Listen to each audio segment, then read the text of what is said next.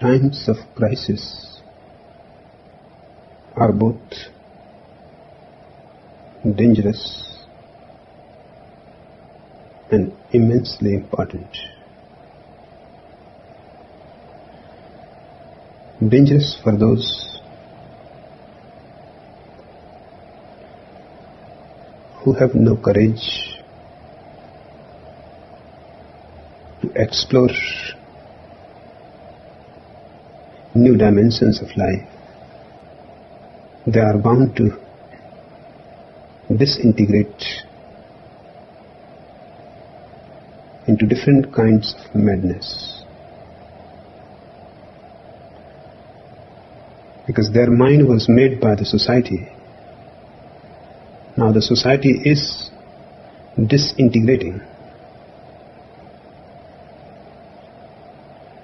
The mind cannot remain. Its roots are in the society. It is constantly nourished by the society. Now that nourishment is disappearing. And because the society is disintegrating, a great suspicion, a doubt that was never before, is bound to arise in the individuals. And if they were just obedient people who have never gone beyond any limit that society has decided, who have always been respected honorable citizens, in other words, just mediocre, they will immediately go mad. They will start committing suicide. They will start jumping from high buildings. Or even if they live, now they don't have a mind which can help them to figure out the situation for their life. They will become retarded, stupid, idiotic, may become schizophrenic, split. Two persons are perhaps a crowd.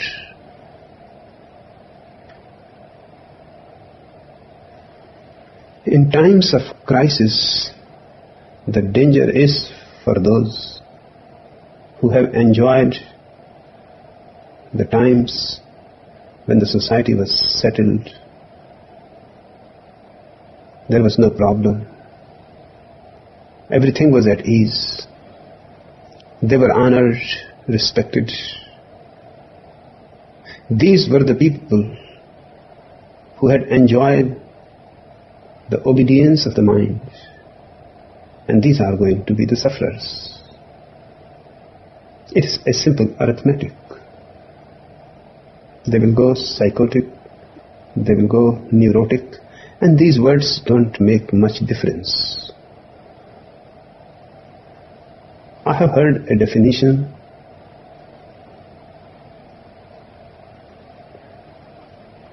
One psychoanalyst was asked that what is the difference between psychosis and neurosis? And the psychotherapist said, the psychotic person believes that 2 and 2 are 5, and the neurotic person knows that 2 and 2 are 4, but is not at ease with the fact that they are 2 and 2 just 4. So the difference is very fine. Both are in trouble.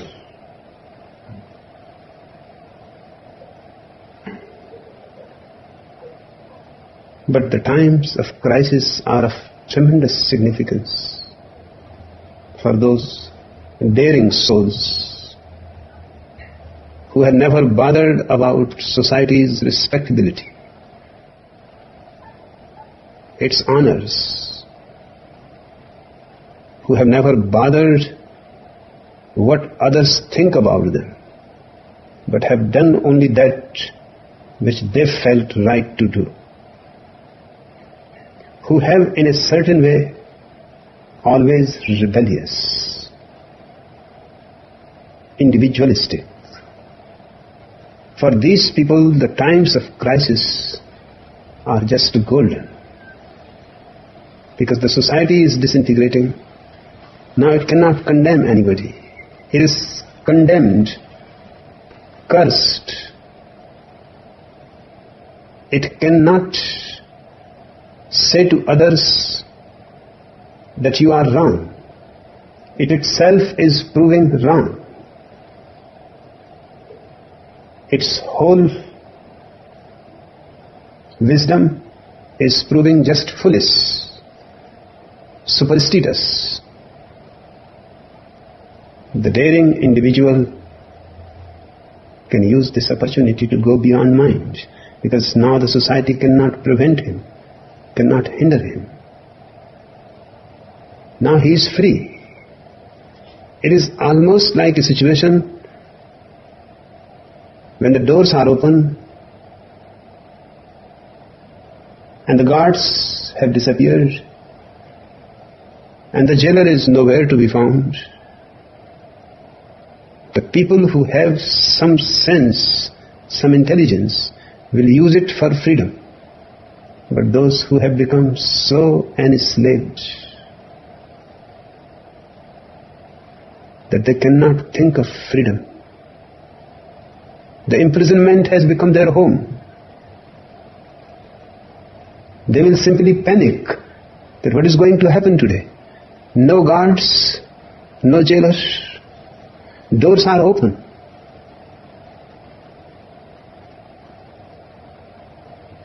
Who will take care of us? Who will provide food for us? There will be people whose slavery has penetrated to their very soul.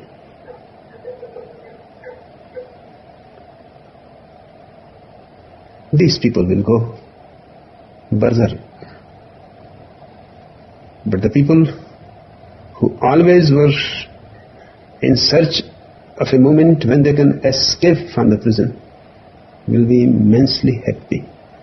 This was the time they have been waiting and praying for. They will escape out of the prison into the open sky. Going beyond the mind is going into the open sky, full of stars, the moon, the sun, the immensity of it. It becomes yours. The whole existence becomes yours. The mind is a small cage.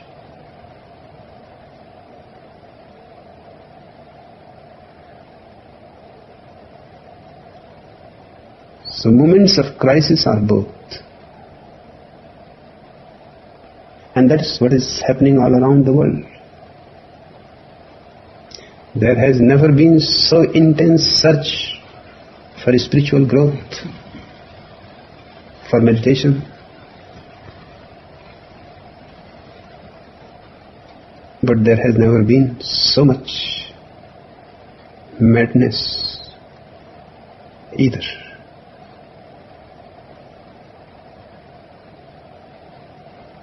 Both are happening because the status quo is no more powerful. It has lost control.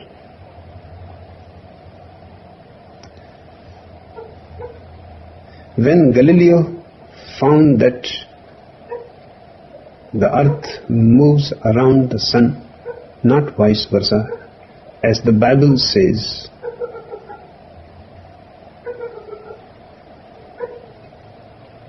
the Pope asked him to be present in his court Many things happened that day. One was very important. Galileo asked, does it matter if one statement in the Bible is proved wrong? It does not prove the whole Bible wrong. I am a devout Christian, a practicing Christian, and I don't see the point that if one statement is wrong, that makes any difference. But the Pope said you don't understand, and the Pope was right. He said when one statement is proved wrong, then thousands of problems will arise. One, that God can be wrong.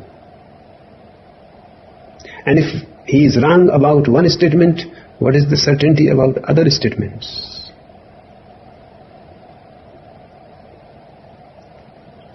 Just one brick taken out of the palace, and the whole palace may collapse. I cannot allow, the Pope said, any statement in the Bible to be wrong. His argument is significant. Today, not only one thing about the old mind, the old society is wrong, but so many things are wrong that it needs an absolute idiot to still believe in it. Just a little intelligence, and it is impossible to be part of the old mind. It has lost credibility. And not in one place, but all over the world. There are different kinds of old traditions, but they all have come to a point where so many things are scientifically proved wrong. You will be surprised to know, one Jaina monk had come to see me. He has collected millions of rupees to make a lab to prove that man has not reached the moon. He wanted my support, that I should be the director of his lab. He will give any finance that is needed, but it has to be proved that no man has stepped on moon. I said, but why you are so much worried about it? He says, you don't understand. In Jainism, moon is a god, not a planet. You cannot walk on God. And they have not only walked on God, they have brought stones and other things from the moon to be studied on the earth. It has to be proved that they are deceiving the whole world, that all these things they had taken from the earth and they have brought them back. Nobody has been to the moon. Nobody can be. Otherwise the whole system of Jainism will collapse. I said, just for a single thing, that the moon proves to be a planet, not a god. He said, if one thing is wrong, then everything becomes suspicious.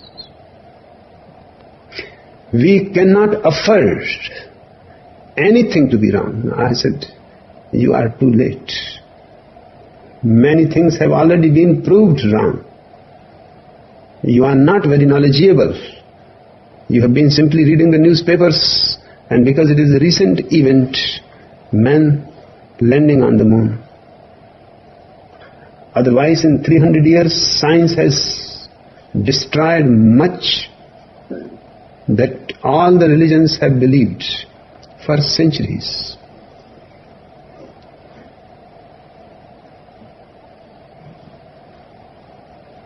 That man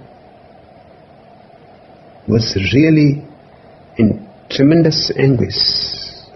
And I said, for you being a monk, it does not matter whether anything is wrong or right. Your search is for the truth, for peace and silence, and you are getting so much upset.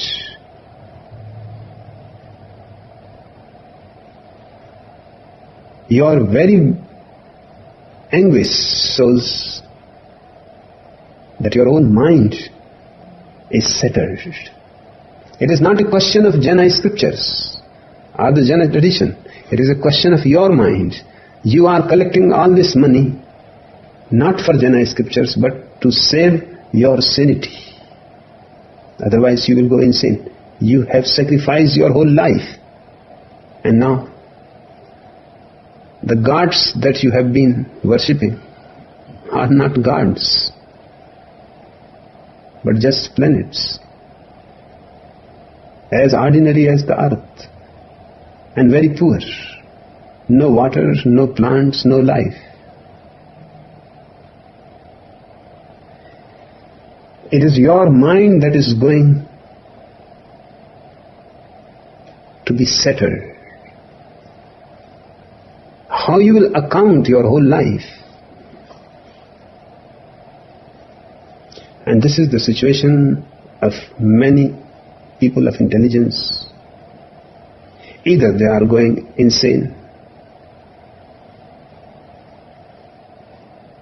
You can see it, that psychotherapy and other schools of therapies are growing fast. And they are the highly paid people.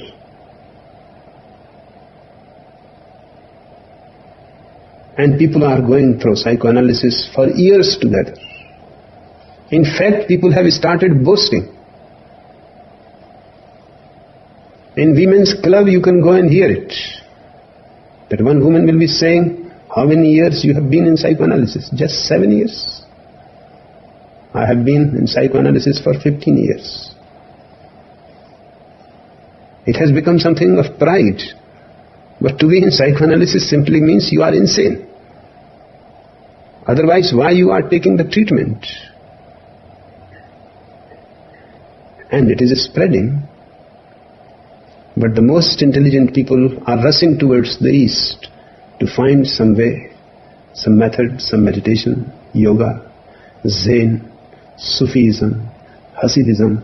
Somewhere, somebody must be knowing how to get over this critical stage.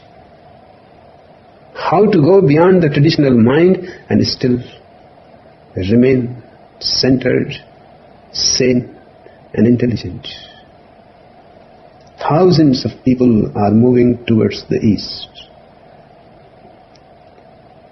It is very hilarious because thousands of people are coming from the East to West to study science, medicine, engineering, electronics. And the people who know all these are going to the East just to learn how to sit silently and do nothing.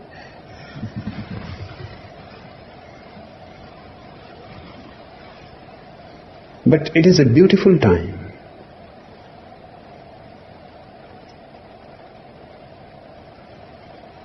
The grip of the society is lost.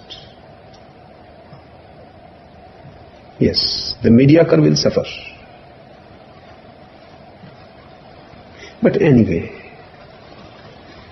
they were not enjoined. They were not really living. They were simply being hypocrite. By being insane, at least they will be real, authentic. They won't lose anything.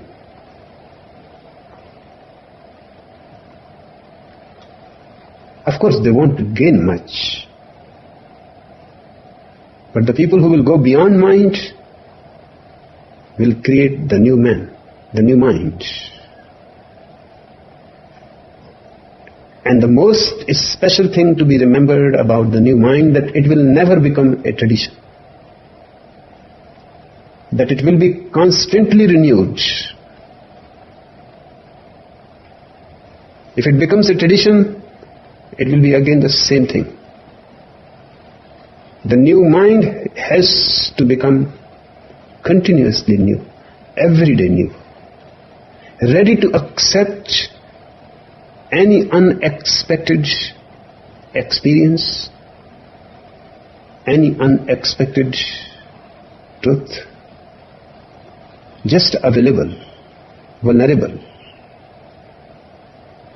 It will be a tremendous excitement, a great ecstasy, a great challenge.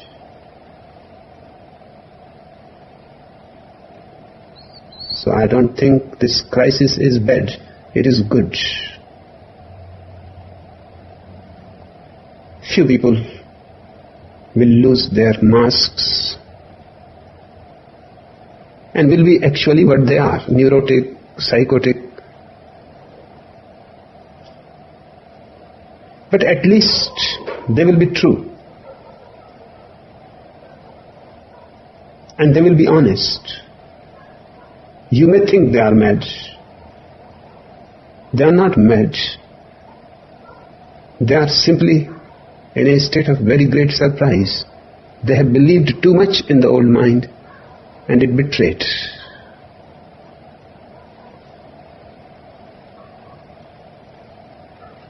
But the best of the intelligence will reach to heights unknown before. And if even in a traditional world, a man like Gautam Buddha or Chuang-Tzu or Pythagoras is possible, we can conceive that in the atmosphere that the new mind will create,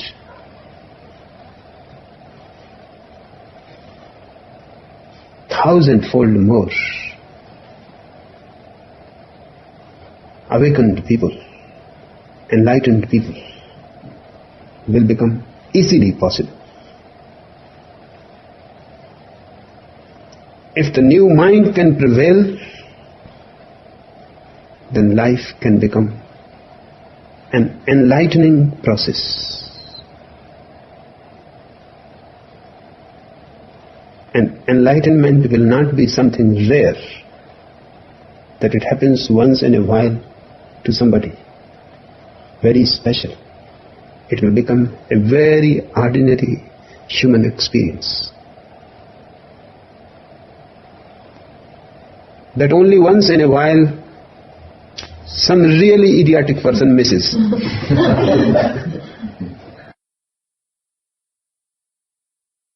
For the past 15 years, I've experienced tension in my heart area, for which there has been no physical explanation. It can vary from sharp, breathtaking pain, which can last for hours, to a slight feeling of pressure.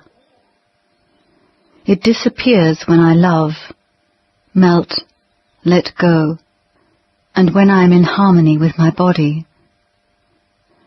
Does it have something to do with the name you gave me?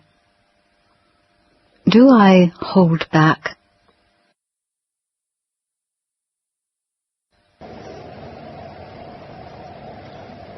The question is from Premda,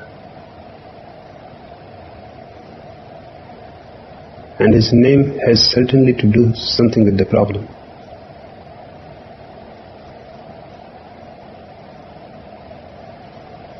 It is not physical.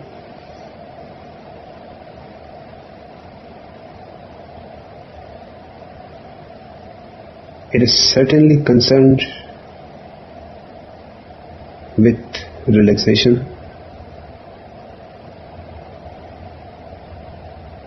total melting,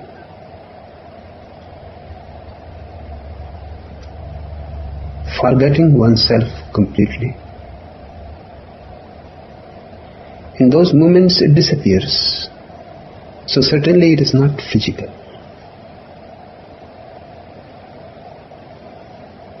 You have to learn to give more love. This is not only your problem, in varying degrees. It is the problem of everybody. Everybody wants to be loved. That is a wrong beginning. And it starts because the child, a small child,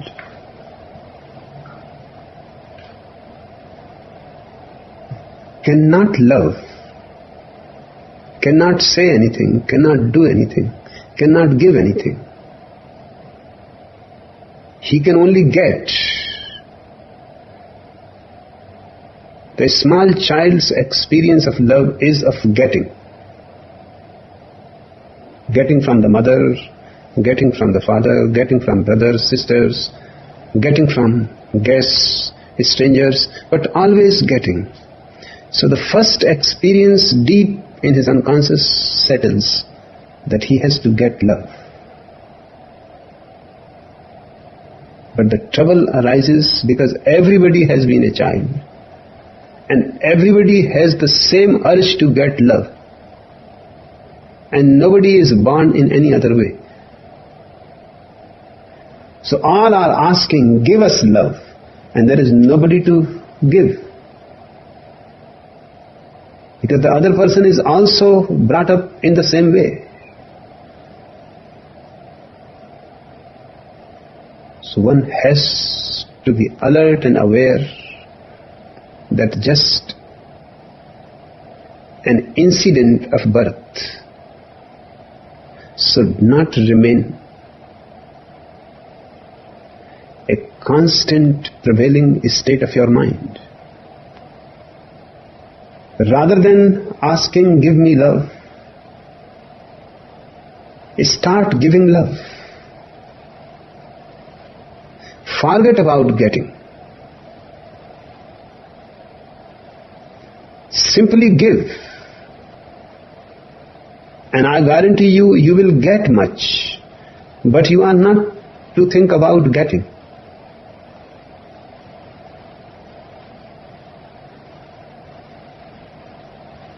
You are not even indirectly by the side watching whether you are getting it or not. That much will be enough disturbance. You simply give, because to give love is so beautiful that getting love is not so great.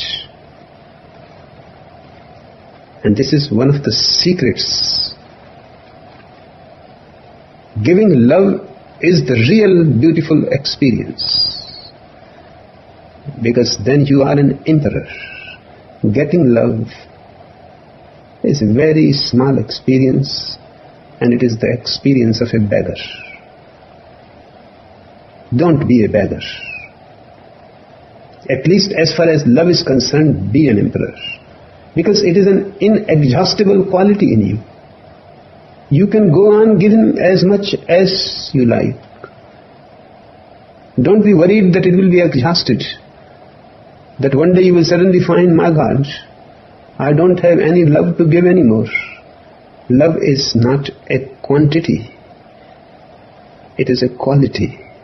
And a quality of a certain category that grows by giving and dies if you hold it. If you are miserly about it, it dies.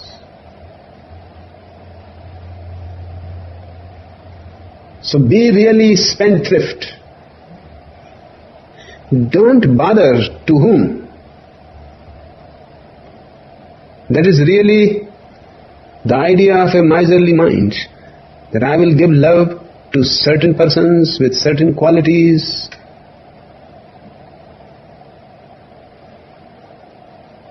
You don't understand that you have so much. You are a rain cloud. The rain cloud does not bother where it rains. On the rocks, in the gardens, in the ocean, it doesn't matter. It wants to unburden itself. And that unburdening is a tremendous relief.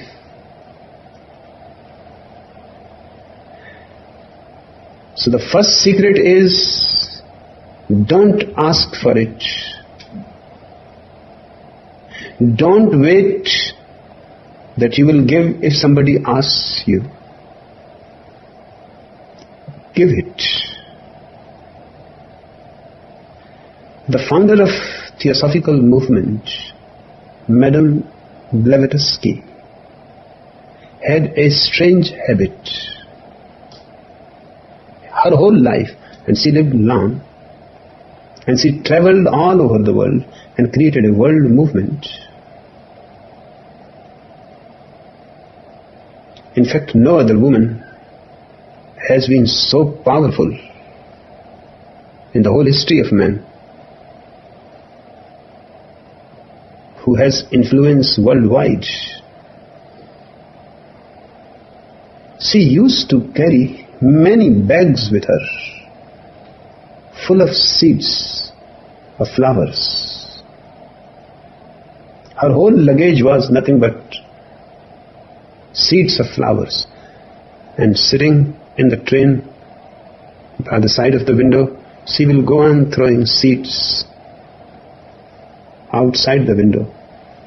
And people will ask that, what you go on doing? You carry so much luggage unnecessary, and then you go on throwing those seeds out of the window 1,000 miles. She said, these are seeds of flowers, beautiful flowers. When the summer will be gone and the rains will come, these seeds will become plants. Soon there will be millions of flowers. Although I will not be coming back on the route, and I will never see them. But thousands of people will see them. Thousands of people will enjoy their fragrance. She actually made in India almost all the railroads full of flowers. And people said, when you will not see them again, what is your joy? She said, my joy is that so many people will be joyful. I am not a miser. Whatever I can do to make people joyful, happy, I will do. It is part of my love. She really loved humanity and did everything that she felt was right. Just give your love to anybody, a stranger. It is not a question that you have to give something very valuable, just a helping hand. And that will be enough. In 24 hours, whatever you do should be done with love, and the pain in your heart will disappear. And because you will be loving so much, people will love you. It is a natural law. You get what you give.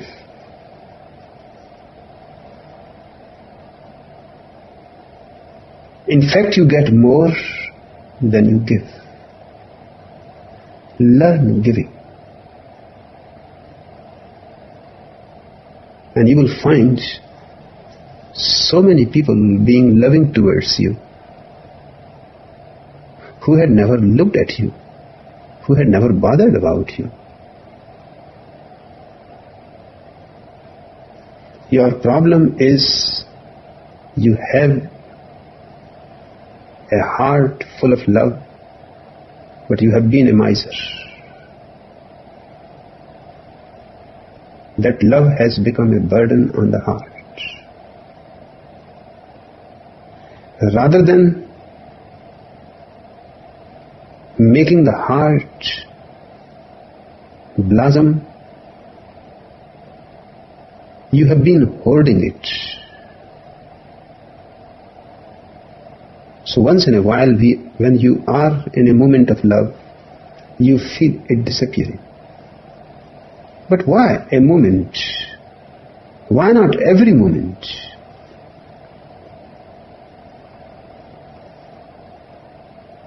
It is not even a question of a living being. You can touch this chair with a loving hand.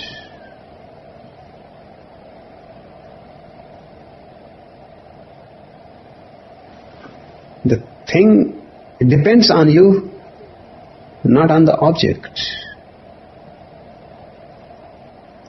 And then you will find a great relaxation and a great disappearance of your self, which is a burden, and a melting in the whole. And this is certainly a disease.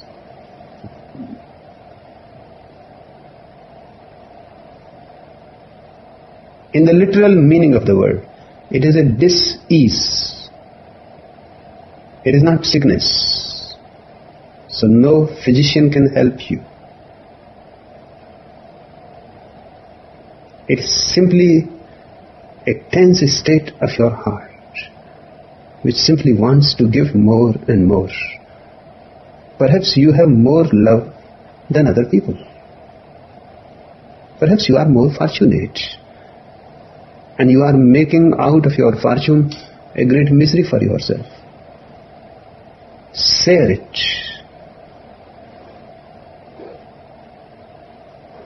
Without bothering to whom you are giving. Just give it.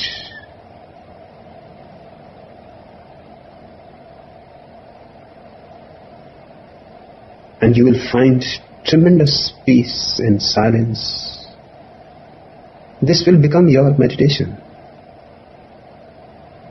One can come to meditation through many directions.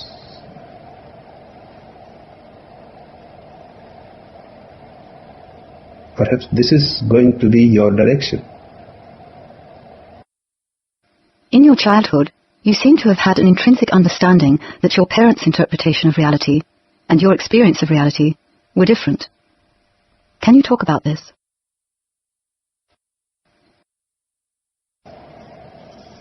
Every child understands it.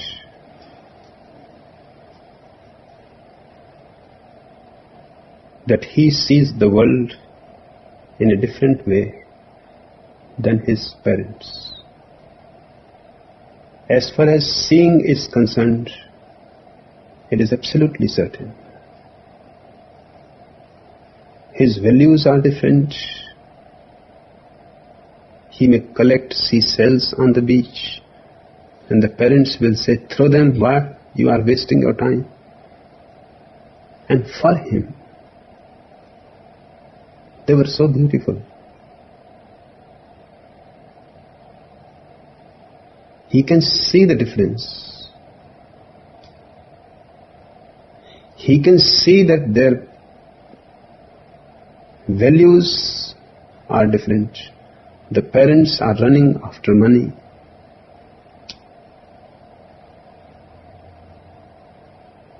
He wants to collect butterflies. He can't see what you are so much interested about. Money. What you are going to do with it. His parents cannot see that what you are going to do with these butterflies or these flowers. Every child comes to know this, that there are differences. The only question is, he is afraid to assert that he is right. As far as he is concerned, he should be left alone.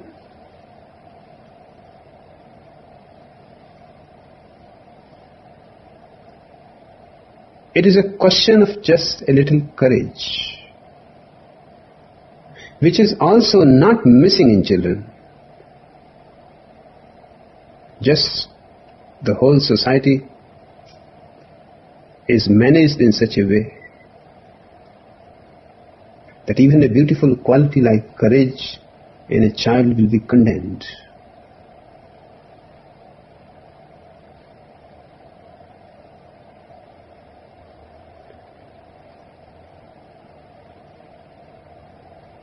I was not willing to bow down in the temple to a stone statue.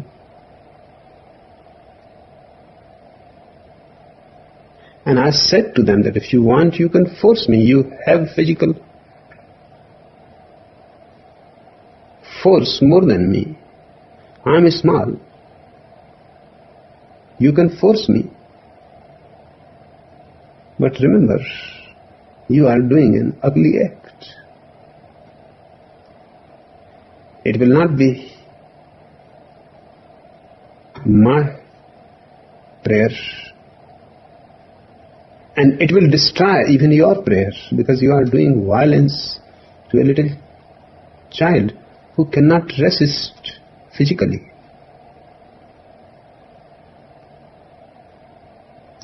One day while they were inside praying in the temple, I climbed on the top of the temple, which was dangerous. Only once a year a painter used to climb, but I had seen the painter, how he had managed. He had put nails at the backside as steps. I followed him, and I was sitting on the top of the temple. When they came out, they saw me sitting there, and they said, "What are you doing there? And in the first place, do you want to commit suicide?" I said, "No. I simply want to make you alert that if you force me, I can do anything that is within my power." This is the answer for you to remember, that you cannot force me to do anything. They begged me that be quiet, we will arrange somebody to bring you down. I said, "You don't be worried. If I can come up, I can come down." They had no idea about those nails. I had particularly watching the painter, how he manages, because everybody wondered that this painter is really great. He was painting all the temples. I came down.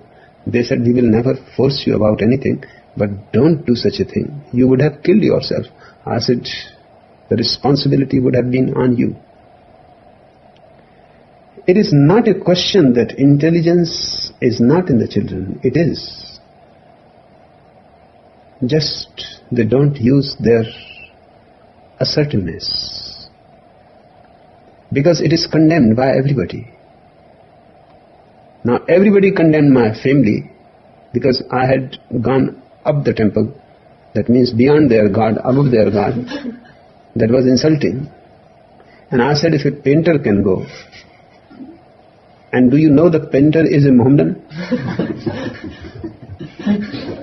I am at least not a Mohammedan yet. My father says, "What do you mean? That you are not a Mohammedan yet?" I said, "Exactly what I have said.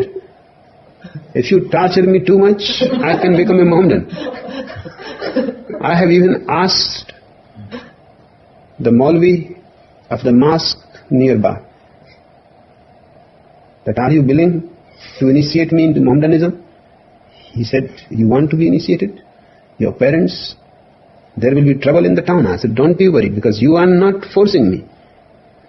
I am accepting Mohammedanism. I will stand in front of the mosque and tell to my parents and to the whole town that I have not been forced." He said, "This is dangerous. It may create a riot into the city and few people may be killed." I said, "You don't be worried. I am not going to be a Mohammedan. Just you remember, if my father asks you, you say to him that yes, he had come, and if he wants to become, We cannot refuse. I am not going to come, but this much you have to tell him. And my father asked him that had he come to you? He said he had come. And he is very insistent. My father said that it is better to leave him alone. They had a meeting of the whole family that leave him alone. He is really dangerous. If he becomes a Mohammedan, we will be condemned by the whole city. And he had gone really, and he is insisting that if anything else happens again to force me, then I am going to change the religion. That was the last. They remained silent. They never told me to come to the temple. I never went to the temple.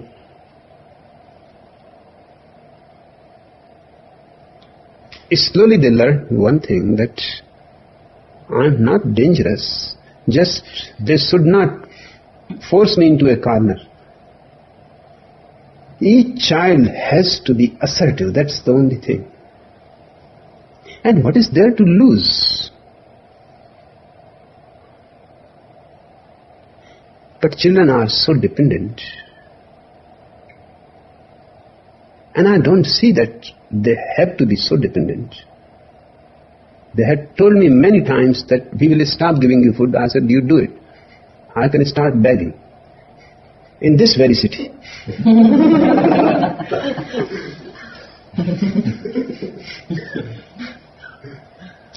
I have to survive. I have to do something. You can stop giving me food, but you cannot stop me from begging. Begging is everybody's birthright.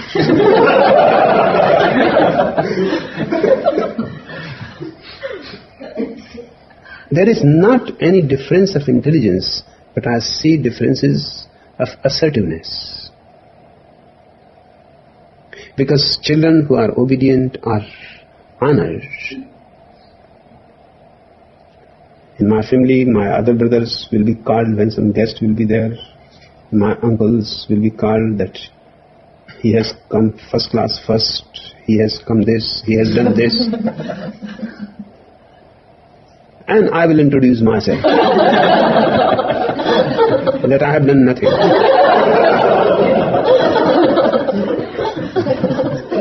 And all these people are just at the last what to do with me. They never wanted me to be introduced to you. So I thought I should introduce myself. This happened, one member of parliament was visiting the house. He was a friend of my father. And they were introducing everybody. And I was not called. I was simply ignored that. And when I came in and I introduced him, he said, but this is strange. Nobody called you. I said, nothing is strange. These are all obedient people. I am disobedient. And you will have some taste of it soon. And my father said, leave him alone. Why he should have taste? I said, he is going to speak in my school. I was in the 9th class. He is going to address in my high school. And I am going to create trouble. And I am just informing him beforehand that I am going to ask questions. And he should not think that because he is a great orator and a parliamentarian, that I will be impressed by these things. Nothing impresses me. My father told him, you be aware of it. He will ask something that you cannot answer. Because he is continuously harassing us. He will never ask anything that you can answer. And he has a capacity of finding. How he finds, we don't know. He asks questions that you cannot answer. And in a public meeting where you are addressing hundreds of people, he can make you a fool. That man became really afraid. He asked me, it will be good you come with me in the car, just to persuade me that I don't create any trouble. I said, nothing will help. I can come in your car. That will simply shock my headmaster, my masters, and the whole school. But there is no way of giving me any bribe. He said, you look to be too strong at this age. I said, I'm not strong. I simply ask simple questions. And I want their answers. And when you have come to address the school, I have every right to ask you a few things. And you are continuously asking in the parliament. I look in the newspapers, your name every day. Questions to the Prime Minister, to this minister, to that minister. You should not be so much afraid of a small child. What can I ask? But he said, your father is so afraid. And we have been colleagues. We have studied together. I trust in his judgment. And you look also dangerous.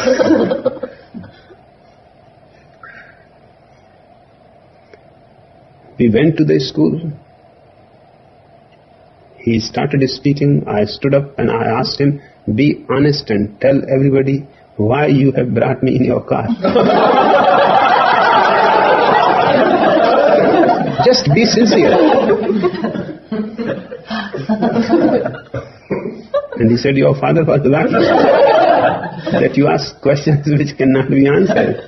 I said, this is a simple question. If you cannot answer, I can answer. You know the answer, I know the answer. I want everybody else also to know the answer.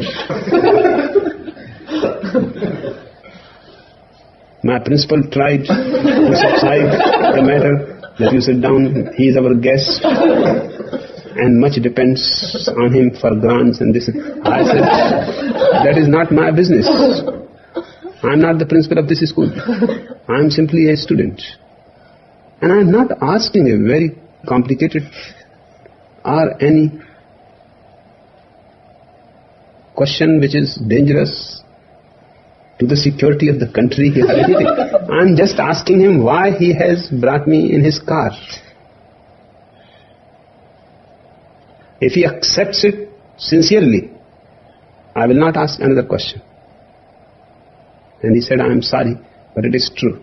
He is saying right. It was a bribe. I thought sitting in my car, he will feel good and he will not harass me. But he looked so embarrassed saying such small things. And when I came back home, my father said, did you create any trouble? I said, I did not create any trouble. He himself created it. He asked me to sit in his car. I was going myself, walking to the school. He created the trouble. Each child, if supported by the parents to be courageous, has the intelligence to make clear that his values are different, his perceptions are different, but nobody supports. Everybody tries to repress the child. So all the difference you can make is that to me anything that was repressive was a challenge. Then I was provoked to do something. And they had to learn the lesson. So next time I was the first to be called to be introduced, because they knew that he comes himself. And then it becomes more difficult. It is better to introduce him. But they had nothing to say about me. What to say about me? So I told them, you can say exactly the truth, that he is disobedient, that he is a problem, that he is continuously creating trouble for the family, for the neighborhood, for the whole town, teachers, students, and the whole day we are tired of listening of complaints coming. You can simply introduce me the way I am. Why are you so afraid when I am not afraid? These are true things. A situation was created that instead of my being afraid, my whole family was afraid of me. And each child can do that. Just a little courage. One day my father said that you have to come back before 9 o'clock in the night in the house. I said, if I don't come then? He said, then doors will not be open. I said, then keep your doors closed. I will not even knock on the doors. And I am not going to come before 9. I will sit outside and tell everybody. Whoever will be passing, they will ask why you are sitting in darkness in this cold night. And I will tell this is the situation. He said, that means you will create trouble for me. I said, I am not creating. You are giving this order. I have never thought about it. But when you said 9 is the mark line, then I cannot come before 9. It simply is against my intelligence. And I am not doing anything. I will be simply sitting outside. And if somebody asks, why are you sitting? And anybody is going to ask, if you are sitting in the road, everybody who will be passing is going to ask why you are sitting here in the cold. Then I have to explain that this is the situation. He said, forget about that line. You come whenever you want. And I said, I am not going to knock. The doors have to remain open.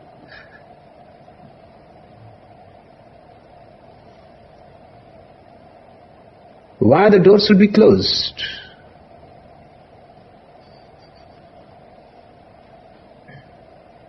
Just to harass. There is no reason to close the doors. Because in India, in my part, this town is awake up to 12.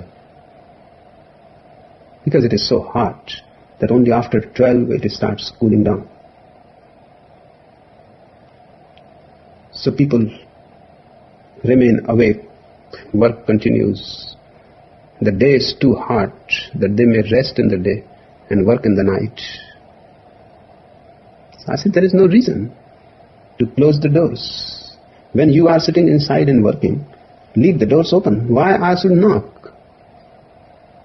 He said, okay, the doors will remain open.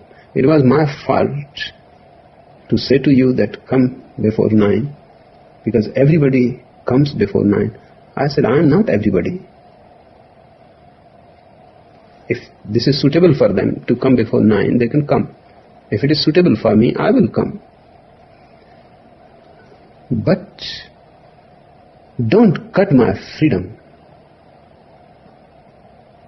Don't destroy my individuality. Just let me be myself. It is a simple question of asserting yourself against those who have power. But you also have subtle powers that you can use against them. For example, I said, I will simply sit in the road. I am also using power.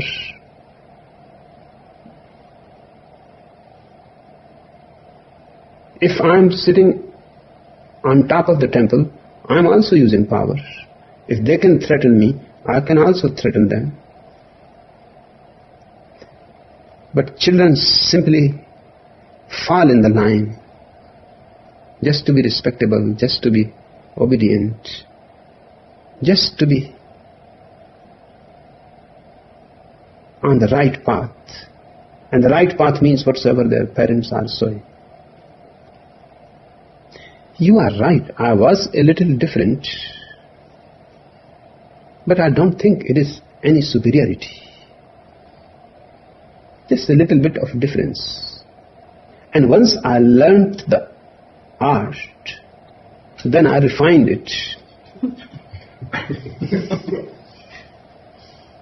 Once I knew that how to fight with people who have power and you don't have, then I refined it and managed perfectly well. I always found out some way.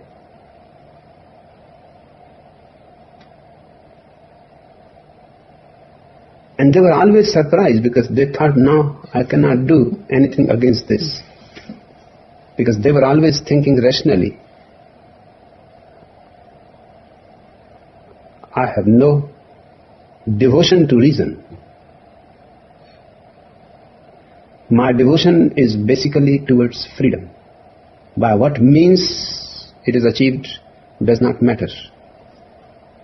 Every means becomes good if it brings freedom to you, individuality to you, and you are not enslaved. Just the children don't have the idea. They think that their parents are doing everything good for them. I always made it clear to them that I don't suspect your intentions, and I hope you don't suspect my intentions either. But there are things we disagree. Do you want me to agree on everything with you?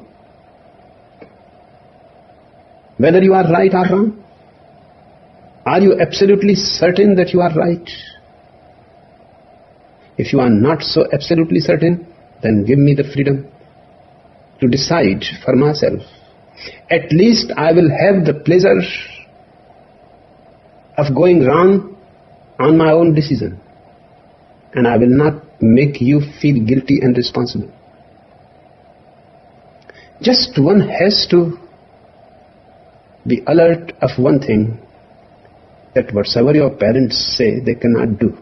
They cannot harm you. They cannot kill you. They can only threaten you. Once you know they can only threaten you, their threatenings don't make any difference. You can also threaten them. And you can threaten them in such a way that they will have to accept your right to choose what you want to do.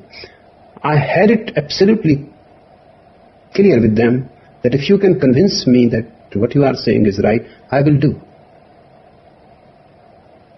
But if you cannot convince me, then please don't dictate. Then you are teaching me to be a fascist.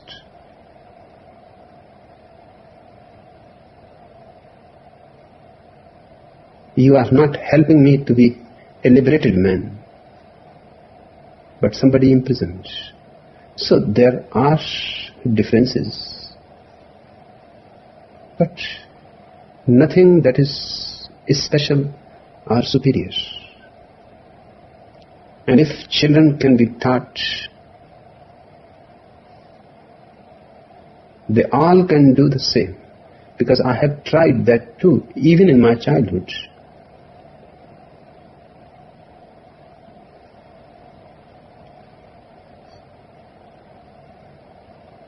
Students were puzzled that I harass the teachers, I harass the principal, and still they cannot do anything against me.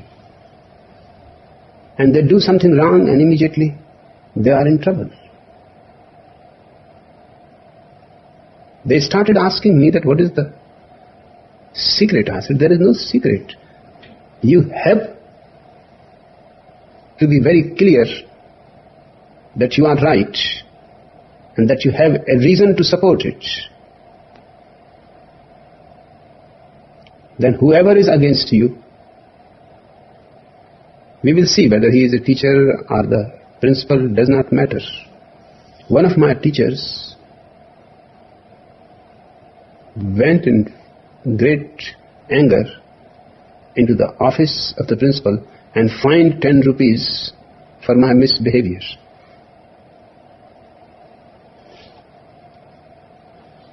I just went behind him, and while he was fining, I was standing by the side, and as he moved with the same pen, I fined 20 rupees for his misbehavior. He said, "What are you doing?" "That register is for teachers to fine the students." I said, "Where it is written?" "In this register, nowhere it is written that only teachers can fine the students. I think this register is to fine anybody who misbehaves. Or if there is anywhere else it is written, I would like to see." Meanwhile, the principal came in. He said, "What is the matter?" And the teacher said, "He has spoiled the register. He has fined me 20 rupees for misbehavior." The principal said, "That is not right." I said, "Do you have any written document that says that no student can fine the teacher, even if the teacher is misbehaving?" The principal said, "This is a difficult matter. We don't have any document. It is just conventional. The teachers punish." I said, "It has to be changed." Punishment is perfectly right, but it should not be one-sided. And I will pay those 10 rupees only if this man pays 20 rupees. Because the principal could not ask him 20 rupees, he could not ask me those 10 rupees. It is still there. When after a few years I visited the school, he showed me that your fine is still there. I said, "Leave it there for other students to know."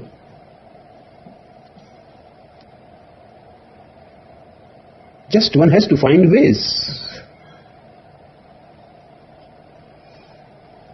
So there must be some difference. But it is not a superiority. It is just a question of using your courage, your intelligence, and risking. What is the danger? What those people could have destroyed. At the most, they could have failed me in their class, of which they were afraid, because that means I will be again the next year in their class. So it was really favorable to me. They wanted to get rid of me as quickly as possible. That was the only power in the teacher's hands, to fail a student. And I had made it clear to every teacher that you can fail me. It doesn't matter whether I pass a class in 2 years or 3 years, does not matter. This whole life is so useless. Somewhere I have to pass my life in this school.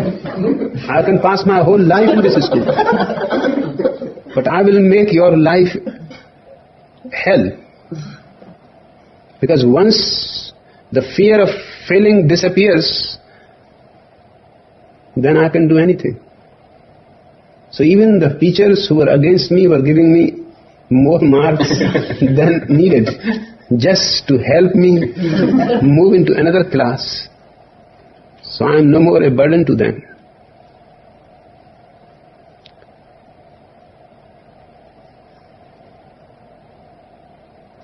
If parents really love children, they will help them to be courageous, even courageous against themselves. They will help them to be courageous against teachers, against society, against anybody who is going to destroy their individuality. And that's what I mean. The new mind will have these different qualities. The children born under the new mind and the new man will not be treated the way they have been treated down the centuries. They will be encouraged to be themselves, to be assertive, to be self-respectful. And that will change the whole quality of life. It will become more shiny, alive, and more juicy.